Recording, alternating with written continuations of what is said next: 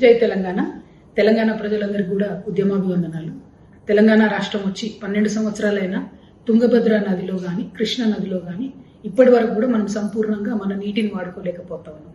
వాస్తవానికి తుంగభద్ర నది మీద ఏదైతే ఆర్డీఎస్ ప్రాజెక్ట్ ఉంటుందో అది నడిగడ్డను బతికించాల్సినటువంటి ప్రాజెక్టు, ఉమ్మడి మహబూబ్నగర్ జిల్లాకు సహాయం చేయాల్సిన ప్రాజెక్టు, మనకు తెలంగాణకు 16 టీఎంసీలు ఇచ్చేటటువంటి ప్రాజెక్టు. కానీ ఆ 16 టీఎంసీలలో ఈ 12 ఏళ్ళు కానీ అంతకుముందు చరిత్రలో ఎప్పుడు చూసుకున్నా కానీ తెలంగాణ రాష్ట్రంలో నడిగడ్డ ప్రాంతంలో కేవలం 6 టీఎంసీలు వాడుకున్నాం మనం. అంతకన్నా ఎప్పుడు కూడా ఒక్క ఇంచు కూడా మనం వాటర్ ఎక్కువ వాడుకోలేదు, ఒక చుక్క కూడా వాటర్ ఎక్కువ వాడుకోలేదు. మరి ఇటువంటి క్లిష్ట సమయంలో ఆర్డీఎస్ చుట్టుపక్కల ఉన్నటువంటి ప్రాజెక్టులను సంపూర్ణంగా బలోపేతం చేసి వాటిని విస్తరించి రిజర్వాయర్లు కట్టుకొని ఆ సంపూర్ణంగా 16 టీఎంసీలు మనం వాడుకోవాలి. అన్ఫార్చునేట్లీ ఆనాడు కేసీఆర్ గారి ప్రభుత్వం కానీ ఇప్పుడు రేవంత్ రెడ్డి గారి ప్రభుత్వం కానీ అటువంటి ప్రయత్నం చేయలేదు. దాంతో నడిగడ్డ ప్రజలకు ఇప్పటికి కూడా అన్యాయం జరుగుతుంది. మనకు 16 టీఎంసీలు ఆర్డీఎస్లు వస్తాయి, సుంకేష్లకు 16 టీఎంసీలు ఏపీలో వస్తాయి. ఆంధ్రప్రదేశ్ ఏమో ఆ 16 టీఎంసీలను 32 టీఎంసీలు చేసుకున్నది. బీభత్సంగా వాళ్ళు నీళ్లు వాడుకుంటా ఉన్నారు, మనం మాత్రం వాడుకోలేకపోతున్నాం. మరి మనం ఈ ఇన్ఫ్రాస్ట్రక్చర్ కట్టుకునే లోపల మన ఎగువ రాష్ట్రమైనటువంటి కర్ణాటక అక్కడ తుంగభద్ర మీద ఒక 3 ప్రాజెక్టులు కడుతున్నది. ఆర్డీఎస్ నెత్తి మీద కేవలం 100 మీటర్ల దూరంలో కురిటి కల్పగల్ అనేటటువంటి ఊర్ల దగ్గర 2 టీఎంసీలతో ఒక రిజర్వాయర్ కడుతున్నది. దానిపైన 15 కిలోమీటర్ల ముందు తుంగభద్ర మీద రోడ్ కమ్ బ్యారేజ్ ఒకటి అక్కడ 2.5 టీఎంసీతోని అక్కడ కడుతున్నది.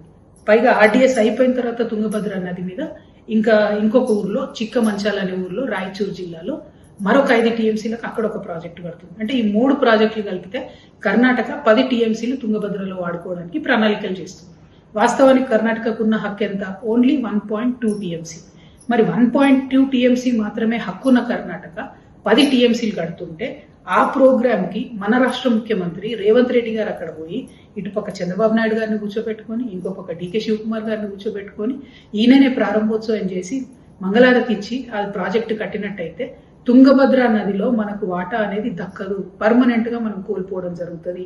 కాబట్టి నేను ముఖ్యమంత్రి గారిని డిమాండ్ చేస్తున్నా, మీరు ఈ రోజు కార్యక్రమానికి దయచేసి అటెండ్ కాకండి, ప్రొటెస్ట్ గా లెటర్ రాయండి. మన రాష్ట్ర ప్రజల హక్కులు కాలరాస్తుంది కర్ణాటక అనే ప్రొటెస్ట్ తోని మీరు లెటర్ రాయండి.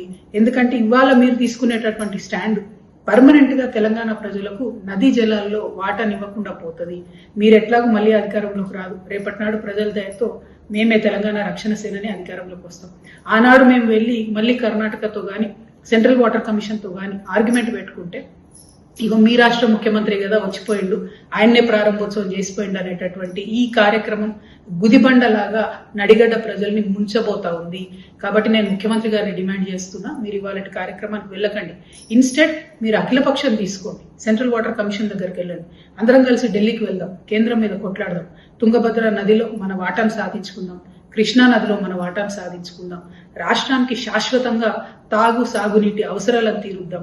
ఉమ్మడి మహబూబ్ నగర్ జిల్లాను, ఎండిపోతున్నటువంటి ఒక్క చుక్క నీళ్లు రానటువంటి రంగారెడ్డి జిల్లాను, ఫ్లోరోసిస్ తోని బాధపడుతున్నటువంటి నల్గొండ జిల్లాను, శాశ్వతంగా అన్యాయానికి గురైపోతూ ఉన్నటువంటి ఖమ్మం జిల్లాను, వీటన్నిటిని కూడా కాపాడుకోవాలి. కాబట్టి మీరు ఇవాళ కార్యక్రమాన్ని రద్దు చేయండి, ప్రొటెస్ట్ తెలపండి. ఒకవేళ మీరు అడిగి పోతే గనక ఆ 2 రాష్ట్రాల ముఖ్యమంత్రితోని ఆన్ ద స్టేజ్ ప్రకటన చేపియండి. చంద్రబాబు నాయుడు గారితోని బనకచెర్ల కట్టనని, డీకే శివకుమార్ గారితో ఈ ప్రాజెక్టులు ఆపేస్తా అని ప్రకటన చేయించండి. అవి చేయించలేకపోతే మీరు ఇవాళ కార్యక్రమాన్ని మానుకోవాల్సిందిగా నేను రేవంత్ రెడ్డి గారిని డిమాండ్ చేస్తా ఉన్నాను. Thank you. జై తెలంగాణ.